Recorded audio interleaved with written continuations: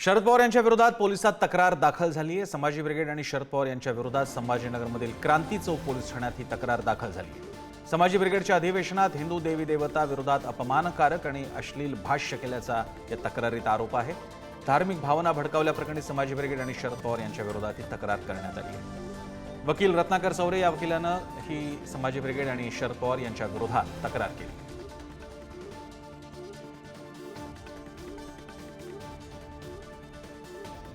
समाजी ब्रिगेडच्या अधिवेशनामध्ये ज्ञानेश महाराव यांनी श्रीराम यांच्याविषयी काही आपत्तीकारक अशी विधानं केल्याचा आरोप होतोय आणि त्यामुळेच भाजपनं आक्रमक पवित्रा धारण करत त्यांच्या कार्यकर्त्यांनी महाराष्ट्रात ठिकठिकाणी आंदोलनं केली आणि आता शरद पवार यांच्या विरोधात हा गुन्हा नोंदवण्यात आलेला आहे। छत्रपती संभाजीनगर शरद पवारचं करायचं काय?